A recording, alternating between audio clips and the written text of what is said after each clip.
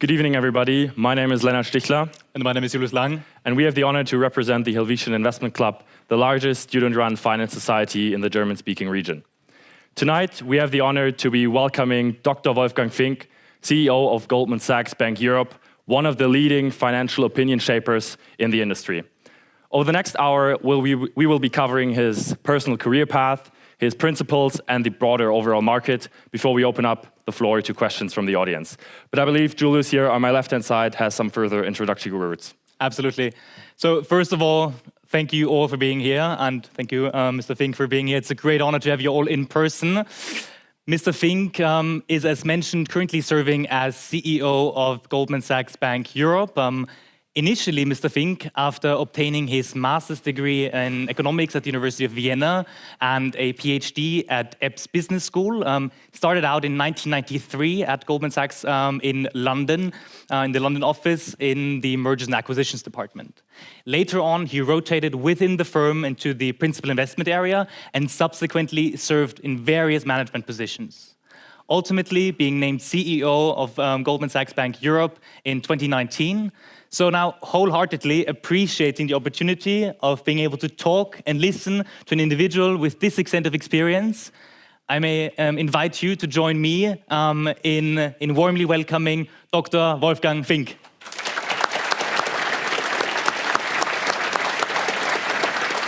Thank you, sir. Excellent. Hello, good evening.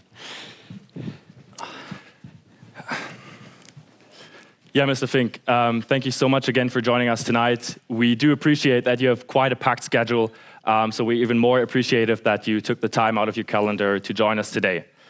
As the CEO of Goldman Sachs Bank Europe, you're engaging with leaders from both the political and business world on a day-to-day basis, in addition to leading such a big and global firm in Europe, in Germany and Austria, such as Goldman Sachs.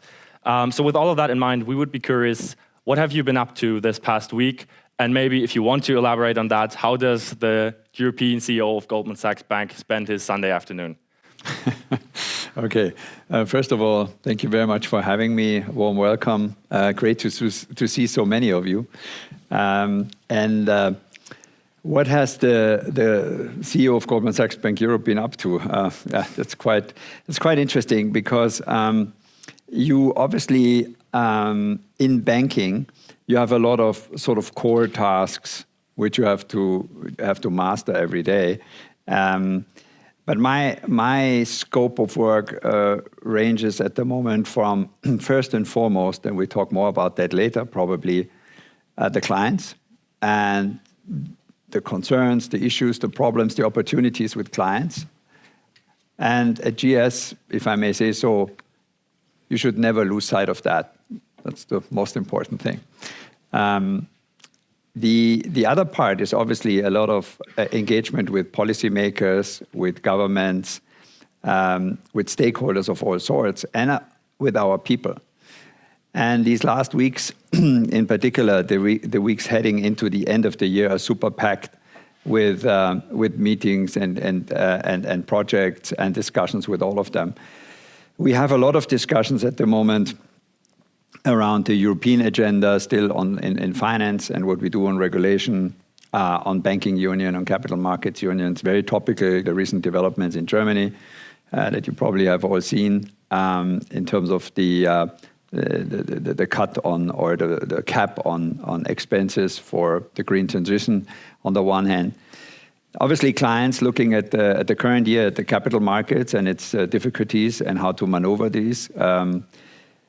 The geopolitics have been a constant companion over the last, let's say, 24, 36 months and out of COVID and into COVID, obviously, as well. And then our people. There's lots of processes which kick off in a bank at the end of the year with basically reviewing where did we plan to be, where are we, what are individual contributions, what is the compensation process doing, and all of these kind of things.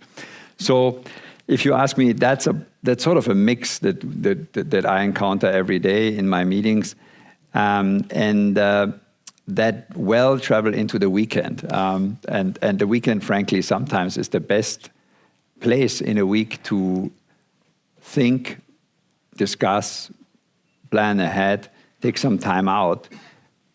Whereas during the week you have execution, more than you sometimes can stomach in a day. But we all like challenges. So my weekend was a preparation this time. Sometimes it's also traveling to meetings or traveling from meetings. And obviously taking phone calls or video conferences with people who want to speak at the weekend because they also have a free mind to think ahead and just plan the week. So I hope that gives you a short glimpse into that. Absolutely. So Mr. Fink, we believe to have assembled an ambitious crowd of students tonight, eager to hear of your experience. And consequently, we also believe that tonight will potentially shape or refine the individual motivations.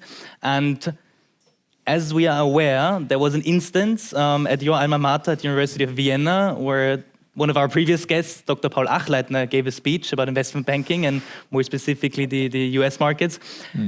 How did this, so tell us about the experience, that would be interesting, and how did it actually shape your motivation and career early on?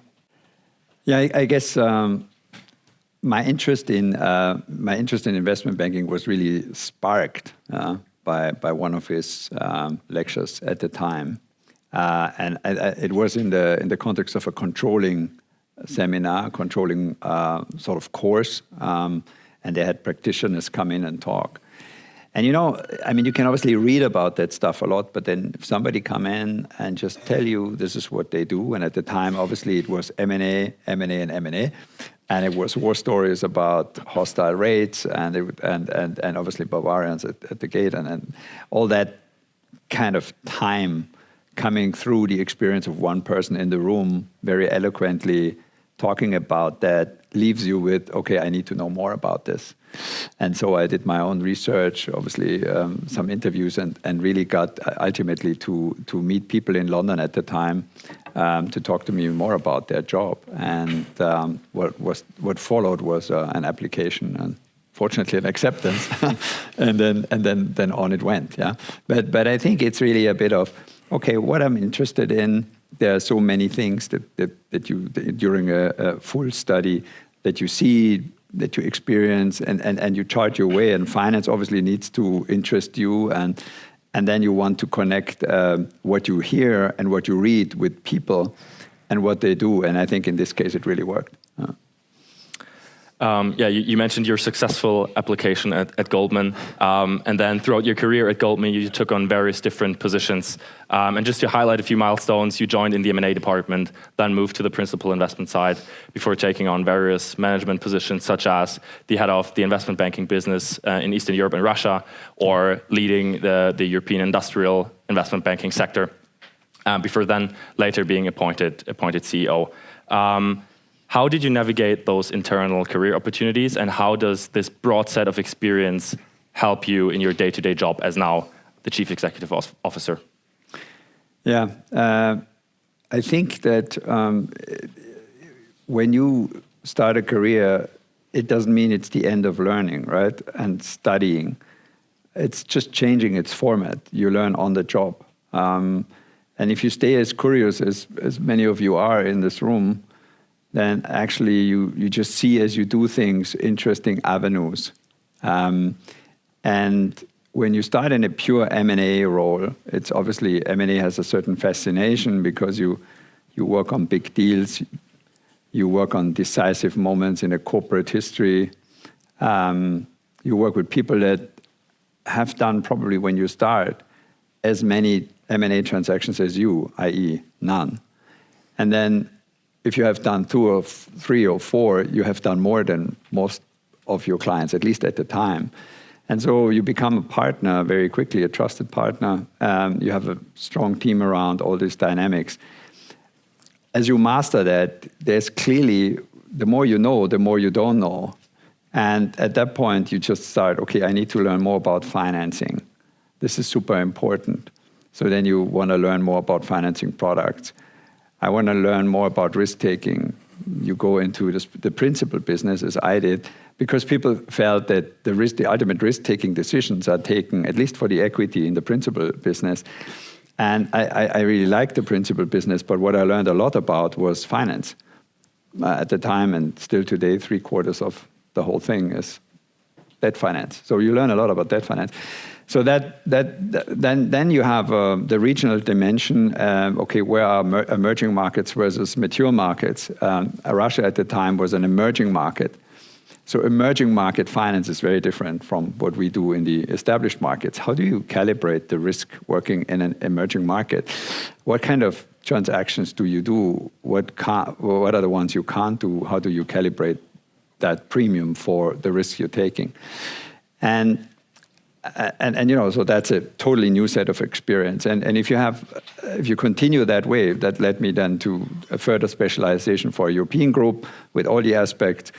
And then when I took over the broader role, you suddenly see totally different businesses other than investment banking, classic advisory, like we call it, or financing. You see asset management, wealth management, areas that work very successfully with very, very talented people, but you have no idea what they're doing. So I think if there's a certain curiosity and you're interested in finance, there are so many avenues.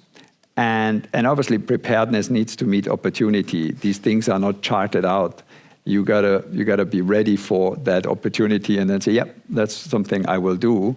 And as you take those, you build a whole portfolio. And at one point, people turn to you and say, here is a job within the firm that actually we need the following qualifications, and you have them. So I think in the early career, it's a privilege of learning and being curious. And then later, it is actually being there when you have to take responsibilities and rely on what you have learned throughout these early years. And I think for me, it has worked pretty well. But I would say many of you in these organizations, if they stay curious, there's just so many. It just looks like a monolithic block from the outside, but there's so many different things you can do within. Makes great sense. I mean, you've now highlighted very well why the opportunities you pursued within the bank were reasonable to you. Maybe considering other opportunities, and I'm sure there have been plenty to transition out of banking, out of Goldman, and out of banking as a whole. What were the driving reasons that led you to stay within the industry, more specifically on the advisor side? And then building on top of this, what are your thoughts on a common graduate's perception of banking more as a stepping stone rather than a long-term option? Clearly, I'd say that for me were always a couple of factors why I would consider sort of staying. Let's say there are avenues, as I said, there are also outside avenues. And to me, it's a bit like re-underwriting my current position. And so you stay, you re-underwrite your existing case. And if clearly it's first and foremost, it's the people and the culture. You gotta feel that you are that you're with top people and the top culture. Now, what that means really is clearly very talented colleagues, a very strong set of very talented, very proficient colleagues that when you spend so much time on the job that you really can look at and say, those are peers, true peers in terms of content, proficiency, and ambition, obviously. But then the other element is these are good people, integrity, trust. You like to be with them. And at the beginning of my career, it was really, would you like to go out with these colleagues in the evening, would like to have a beer? It was a pretty banal way to look at it. But frankly, it was, if you go out of the job every evening, say, very happy to leave them, you have a problem very quickly, right? Because you spend so much time with them. So do you like to be around that group? Is that group a group you can associate yourself with as a human being, but as a professional, both? And is the team working? I.e., do they really work and interact with each other? Do you trust them? Do they trust you? Okay, point number one. So that's not so easy to find in so many organizations. I'm sure there are many, but I don't think they are indefinite. And there are many that look extremely good, but when you see the culture, you don't want anything to do with them. The second point is obviously the relevance. Is my job relevant? Can I have an impact? It's great when with shark LLC advisors, that basically go hostile or make a lot of noise, but nobody cares. Okay. Or if I'm an investment bank or boutique that at the end of the day has no real mandates, tough. How relevant is the brand, is the group? What am I doing here? Do I have an impact? So number 2. Number 3, clearly the career opportunities within. Can I grow? Obviously, if you plateau, it's time to move, right? I mean, we all want to develop, and we all want to want to see some growth within a certain period of time. If that's not a given, then okay, that's probably the time you move to another place. And then, obviously, the economic proposition. Okay, can I build some wealth for me? Yeah, and I wanna say wealth in multiple dimensions, financially, but also wealth of experience, wealth of connections, networks, things that make you a person after 20 plus years in a business, that you just say, I have a wealth to draw from. And it's not that abstract as you might think it sounds. I mean, certainly financial is not abstract, but also relationships, networks that feed on itself. So basically, you make these connections, and at one point you invest, but they invest in you, so you get a return at one point. Okay, do I have a platform that can deliver that to me? Answer, yes. For most of my decisions, that was the answer, and that's the reason why I stayed and didn't sort of look at it as a transitionary. The other thing which I felt was quite important, the financial industry as such is certainly very cyclical. And I've seen meltdowns. I've obviously also seen stellar years. And you got to appreciate the stability within that. I mean, we're managing money, we're doing big risk trades, and there's always another side of it. And the other side of it is, okay, you can't get this company to IPO. That investment won't be a good investment. Yeah, that deal failed. Yeah. And you sit there and look at it and say, look, I mean, this could have happened to me as well. Yeah? And you appreciate the stability and the risk management and also the ability to balance this over time. Goldman exists for more than 150 years. Okay, there's something to it. And that's something which I appreciate because clearly you see the cyclicality and sometimes also the volatility around destroying businesses, sometimes lifting businesses immensely. But I think it's pretty fairly distributed. Yeah. So a smart trade is sometimes a smart trade for a reason. Yeah. And to really build wealth over time is not something that is done lightly. Anyhow, so that's a bit my thinking around. Yeah, from the outside, your journey of becoming actually the chief executive officer seems quite naturally from first heading a geography and then, just as an example, heading an industry group. And one of the most important sectors in Europe, which is clearly industrials, especially in Germany and the DACH region. But we're well aware that such a trajectory is nowhere near plannable. So we would be curious to hear what decision-making processes led you to pursue this position. I can assume it has a lot to do with, let's say, intellectual curiosity, but maybe there were other factors that influenced you. The one now in industrials or the one? The CEO position now. Oh, the CEO. When did you decide, for example, that this is something you want to pursue? Obviously, this is also not 100% in your power and you cannot simply decide, okay, I want to do this. But what led you to actually consider this? It's so first of all, my core was always being an advisor. Yeah? So I started out as an M&A advisor, corporate finance advisor. Even as a principal, I learned a bit as I said, the financing, risk-taking aspect of our business, and then going back again, investment banking was again advisory, being being with decision makers, CEOs to try to influence outcomes, help them with these decisions. And then this other part was, okay, how do you now develop this business? First in investment banking, and then as a CEO in multiple businesses that I didn't really know. And it's, I think in an organization like Goldman, people look, could that person be ready for that job? So I was just taking the investment banking job, and then suddenly I had the oversight for multiple businesses. And it's probably always a tad too early, but it's exactly what it should be. So before you know you're ready. And in investment banking, obviously it was a business I knew well, but also in asset management, for example, in wealth management, there were many traits of what we do in investment banking that we felt could be applied to those businesses. I.e., give you an example, get away from pushing products to really working on solutions. Sounds banal, but is really tricky, especially when you incentivize to be transactive, right? So look at solution, look at the problem, come up with a solution, even if the solution doesn't mean you transact immediately, but you transact in a much bigger way 2 years down the road.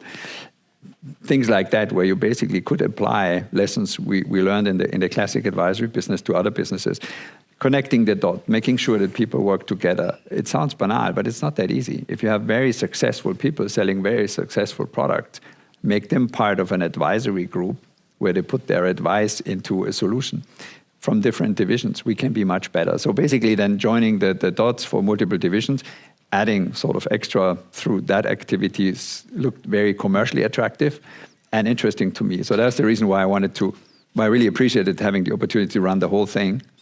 And actually saying, this client is no longer interesting as an M&A client because I don't think there's any consolidation in this industry, but it's super interesting in the asset management field because there are huge challenges, for example, with ESG.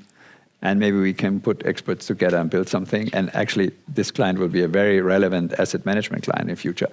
If I look at it from my position, that's a great outcome. People in the divisions might not have thought about that before. So anyway, so those type of things, a commercial, intellectual curiosity, but a commercial opportunity that we could foster and actually bring the people more together. Also, basically being able to push initiatives like a stronger regional focus, certain customer groups, certain product groups that we could reinforce. So lots of things when you take a clear look at the business that you would establish and that you could subsequently implement.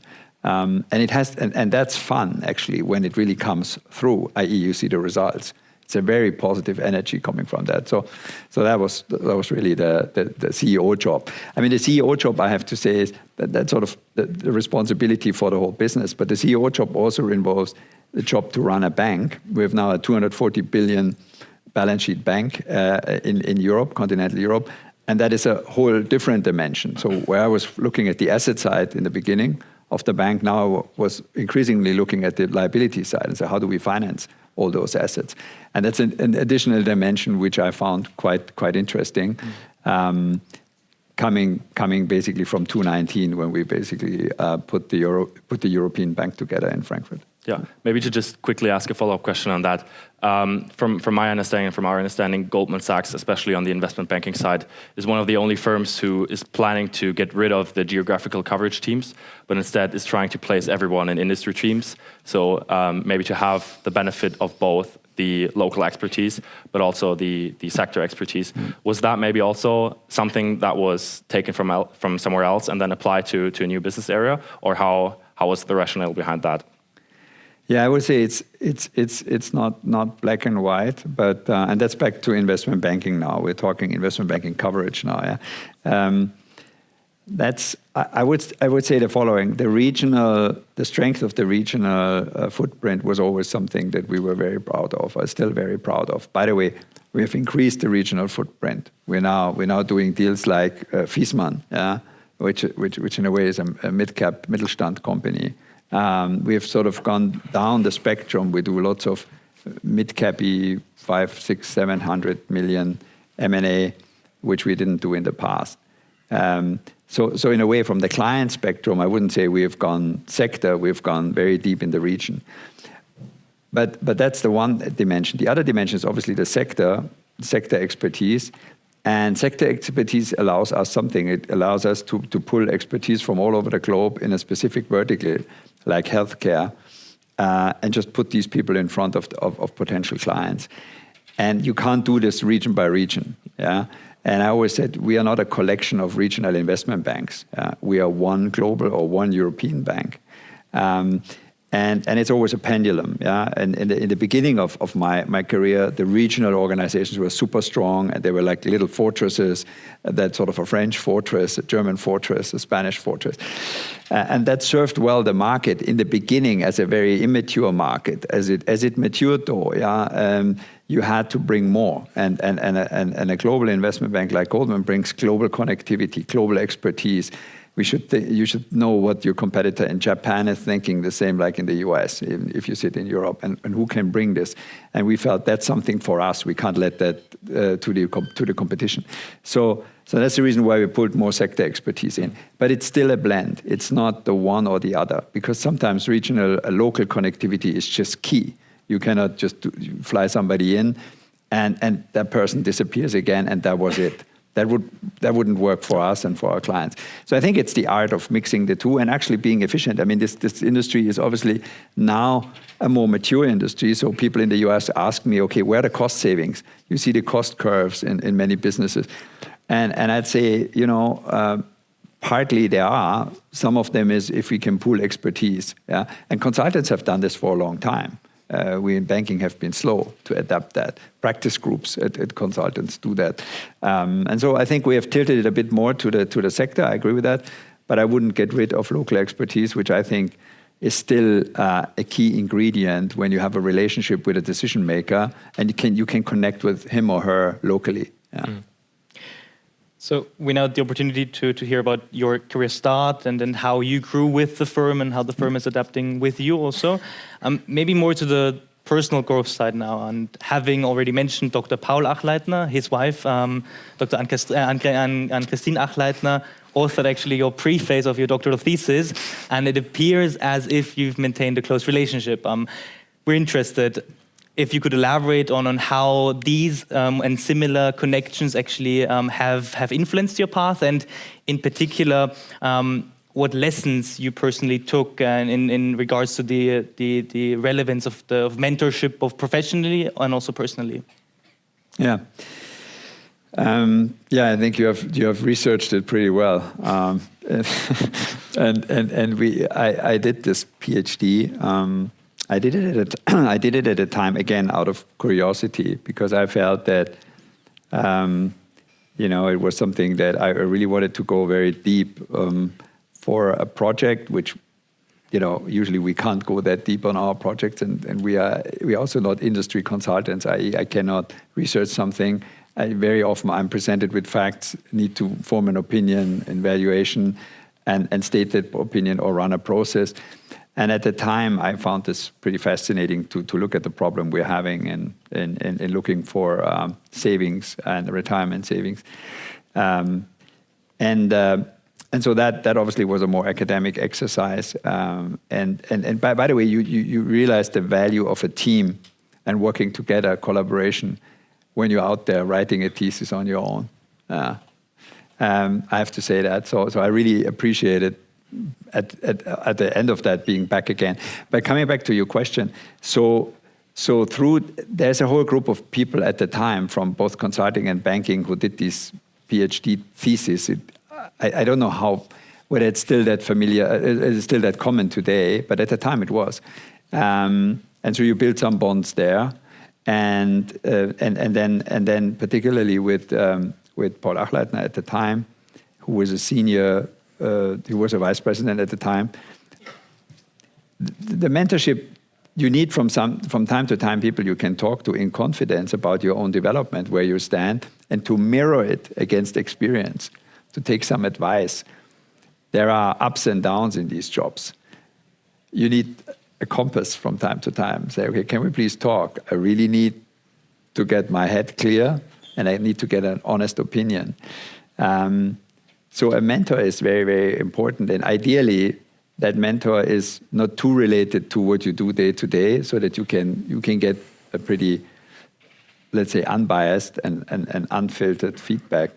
The mentors, there are formal mentors and informal mentors. I always thought that the informal mentors were a much better solution because, again, if you're interested, you look for a mentor.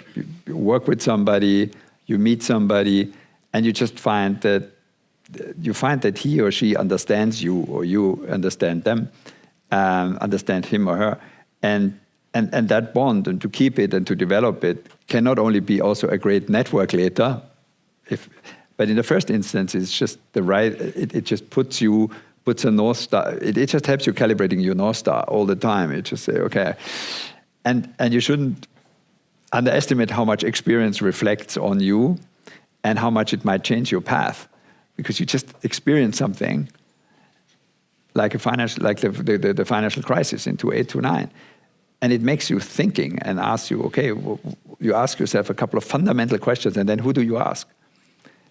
And it's good to have a couple of them around too. So that's number one. Number two, also later, when you face difficult decisions in the business, and you have an unbiased view, is that you have trusted that person once. It's now the second time, it's over. Sometimes you want the third time. It will work out. It will need time. And then you need somebody who just looks at you and say, look, I know exactly what you're thinking. Here's my view. It's a very honest, clear view. I know you.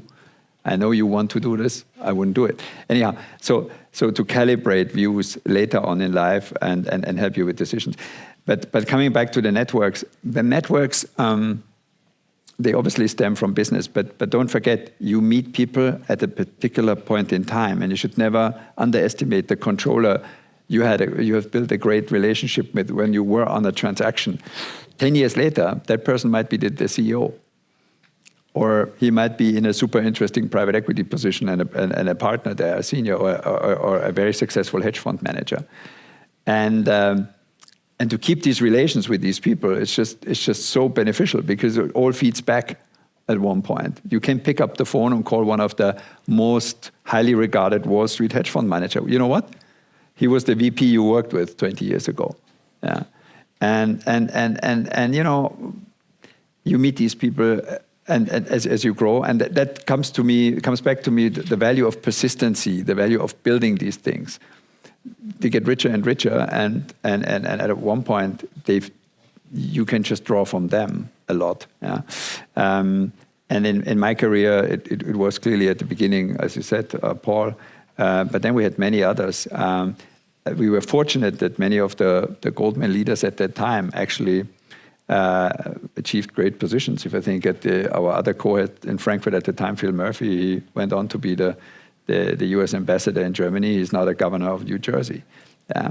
So there are great examples of those networks. And I met Phil like two years in my career, and we worked a bit together, but not that intensive. But there was a lot of discussions, and that's the same as I could give you more examples from outside the firm. But never underestimate again that you're not going to meet the CEO at the first minute when you enter an investment bank.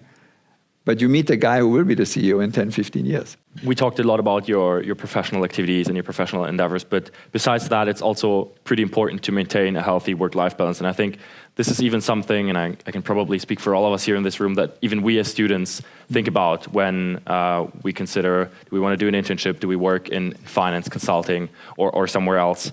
So it would be interesting if you could share some insights into some activities that you do outside of work that help you with your personal well-being, and how you ensure that you have a healthy balance between your personal and professional life.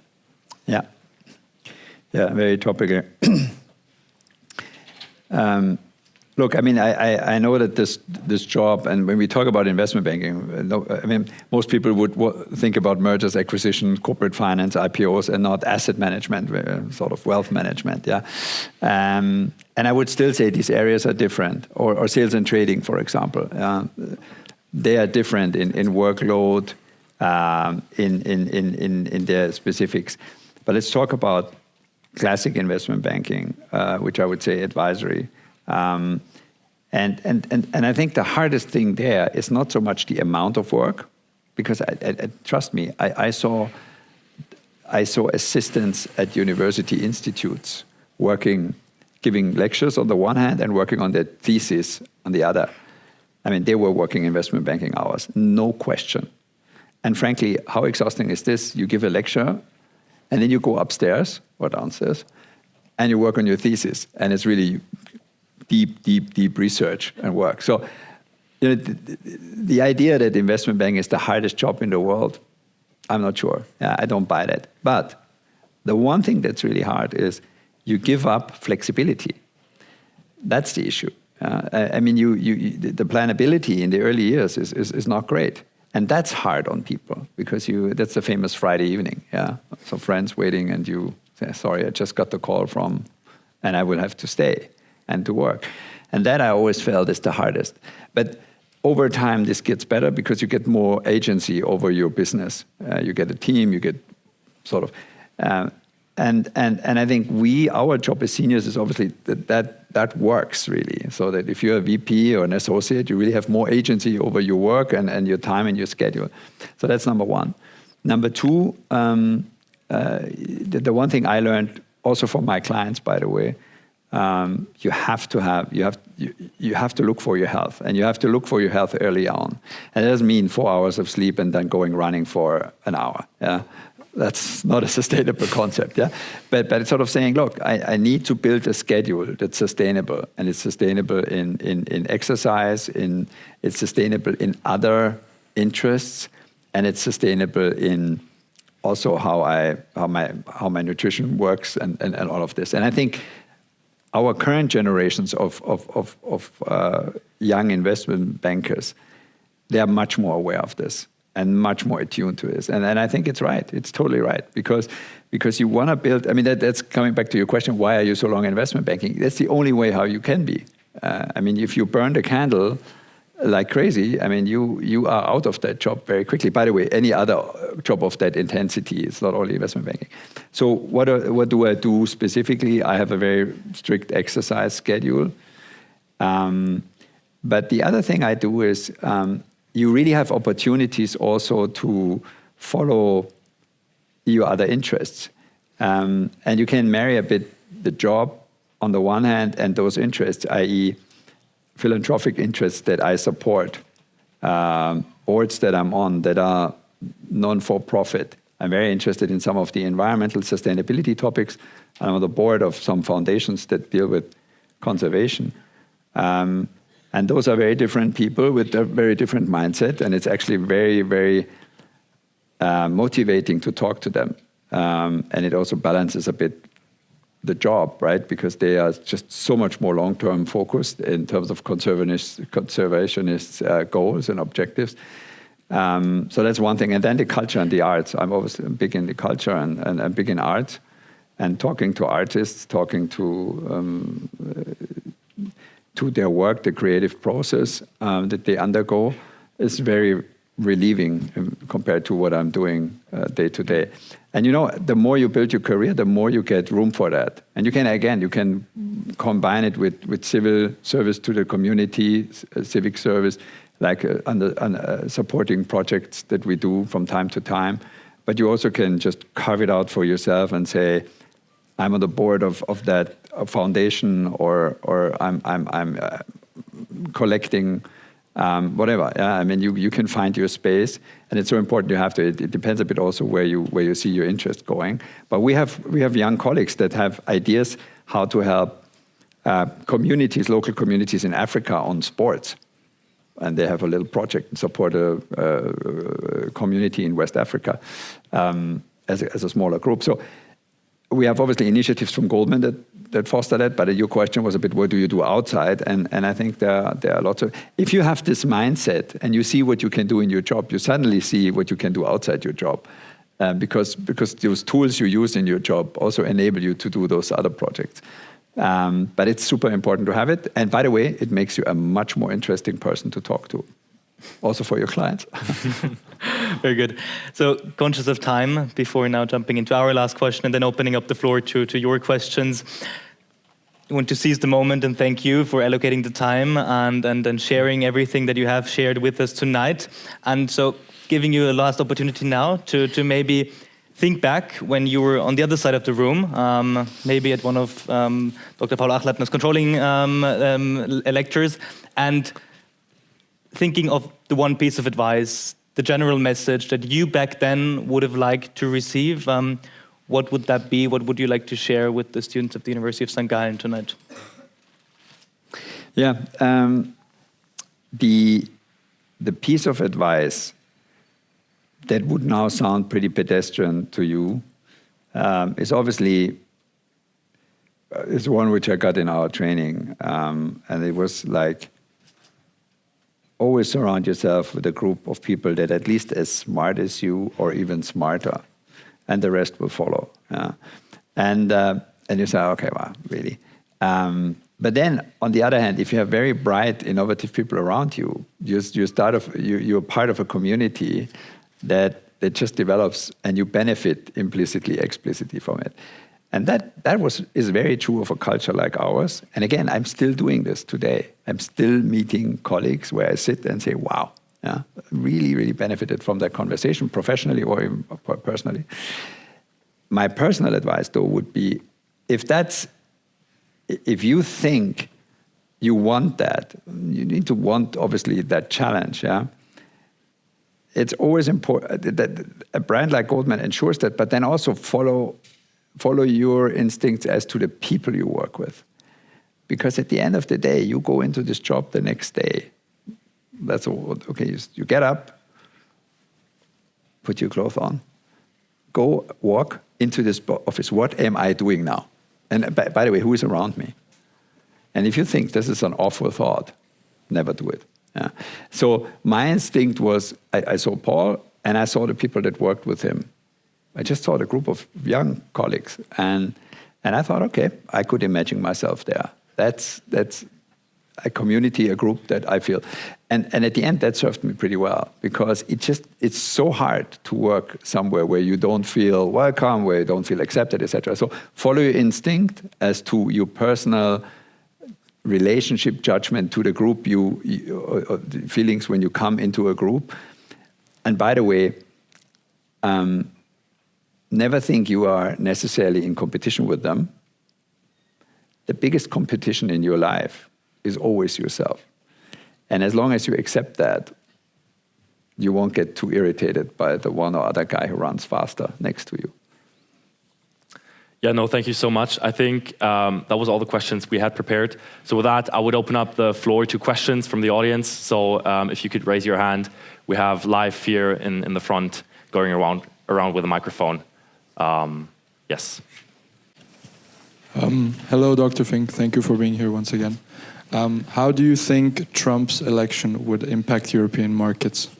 It's no secret that the US has a lot of impact on all markets. So, yeah, that's my question. Thank you. Okay, interesting question. We can obviously draw a bit from let's assume for a second that he would be the next president. We can draw from some of the experience we had in his last term. So there are certainly parts of the economy which feel that we have overregulation, we have not enough freedom of business. Clearly he has, and his program will appeal to those people. That's the one side. The other side is that we have government stimulus programs in the US, massive. If you think about IRA and what's going on the infrastructure side, that, for example, that the Republican Party, and Trump probably as well, it's hard to judge, are very skeptical against, right? Because they feel like there's taxpayers' money being spent. So you could see also a scenario where stimulus in the US will be reduced under his presidency, right? The markets have been, while Trump was president, haven't been bad markets. The market will react to economic policy that he will instigate, or his finance secretary. But I think that people are most worried about a president who is hard to calculate on the geopolitical front. And who knows what will happen there, right? And I think you all can read the stuff that people put out there. But clearly, if the global compact of the West would be sort of less stable, more fragmented, more fragile, that could be a problem. European security, for example, in the wake of a stronger Russia, could be a problem for the markets.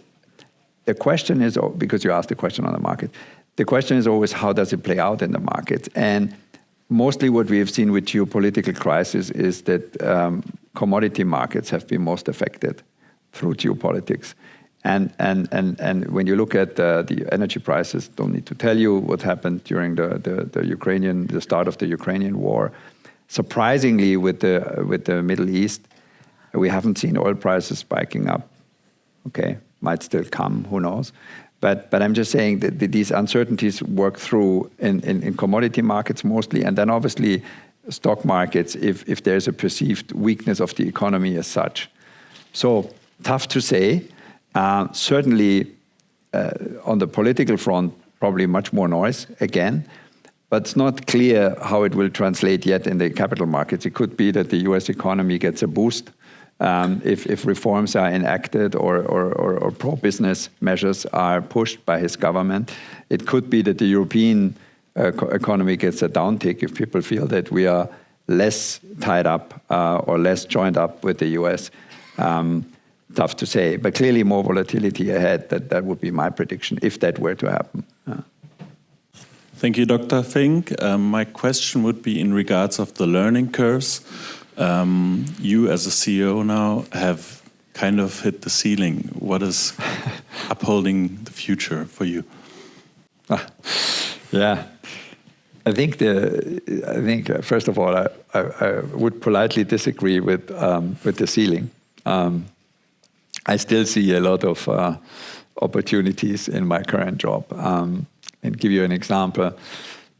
The whole question of ESG and the effect of ESG on our operations, both on the client side with the transition to ESG. I mean, we have to replenish the capital stock of a society, okay? So that's a massive task. How do we finance that? I don't think we have any clear answers by now. Yeah? And then on the other hand, when you look at the bank, GS Bank now, the ECB, the regulator, our regulator, the SSM within the ECB, looking at how we make decisions with regards to ESG as a bank. How do we look at risks? How do our risk metrics calibrate with respect to ESG criteria? It's such a broad field, and we're just at the beginning of it as we develop it. It's not very old, but it's very important if you think about the planet going forward. So just to give you an example where we are starting something, and I'm at the top of that organization and help the transition. So I would say no, there's still a lot to do. There is no autopilot or this thing is running now on cruise control. No problem. I don't think we are there yet. And by the way, the markets and their volatility that we have now all experienced, they'll just give you a curveball every day. So there's a lot to focus on. So that's number one. Number two, what you learn is relevant, and it's relevant within the firm or outside the firm. So who knows, right? I would give you the answer that all of my clients would give you. I love my job. I'm very focused on my job at the moment. I don't think about anything else but my job. But it's really how I feel. On the other hand, Goldman is a place of opportunities. I don't know. There might be another opportunity opening up sooner than I think, because it always happens sooner than I think in my career. And then you can look at another challenge. This is certainly a place that it's very much in development, in various regions, in various businesses. And I can talk a bit about the Goldman strategy and the businesses, but one is the pivot to asset management and investing. And asset management, a large part is private, i.e. Private capital on the debt and equity side. Regions, Asia is still very important, building. And yeah, there could be many opportunities opening up. But for me at the moment, there's so much to do currently with the bank, which is growing like hell. Yeah. I mean, 2019 we were an AG, now we are the bank, and we have 240 billion in balance sheet. So there's lots to do. Right. So speaking of sooner than you think, I think we have time for one final question. That's pretty strict. Good evening. To what extent do you think that artificial intelligence will complement or maybe take over the tasks of financial advisors in the future? Yeah, that's a super interesting question. Now, clearly, you see AI being now discussed in all sorts of industries, and banking is no exception. I mean, very fundamentally, the digitalization in banking is obviously massive, and you see it in various parts. It's more so on the part of retail businesses, online banks, and all of that, than it is in classical investment banking advisory. But if you add to digitalization AI as a tool that sort of empowers and enhances this and speeds up that development, then I would say clearly there are parts where our business, where the way we mine data, we get data, we work, are already parts where AI helps us to be more productive. We already have AI tools in parts of what we do when we compile and work with data and interpret data. But I think this will only increase. And I'm not talking about retail banks. I'm not talking about trading, where blockchain and blockchain technology, the ledger, will have huge impact in cost savings, time savings. I'm just talking about advisory. But you will have to have one person, at least, at the top of this who interprets this data and judges and helps making these judgments. And I think our clients still look for that. I think in advisory in particular, it will be very hard to replace that person or that judgment ultimately. Why? Because it goes with a lot of cost, risk, and liability. And I don't think that the algorithm ultimately will take over the liability question. At least in banking, it will take some time until you trust the algo, and then basically put sort of the risk and also the liability coming with that risk-taking into the hands of a machine. But clearly the way up there will be massively influenced by AI over time. So that's the way I would look at it. And by the way, I also think there needs to be a human who governs the whole thing for ultimate responsibility. And by the way, there needs to be an algorithm that needs to be understood, because how could then otherwise the human control a machine? So, but that's sort of clearly something which will speed up what we have seen over the recent years, not only in our business, in many other businesses as well. Mr. Fink, speaking for the Helvetian Investment Club and the student body at the University of St. Gallen, we would take this opportunity to really thank you so much for joining us tonight. As mentioned before, you have a super packed schedule, especially as you mentioned, towards the end of the year. So I think we all appreciate that you took an hour out of your busy schedule to talk to us tonight. Me personally, I've really learned a lot. I found this super interesting and insightful. So really, thank you so much for joining us. Thank you very much for having me. Thank you. Thank you. Vielen Dank. Dankeschön. Vielen Dank.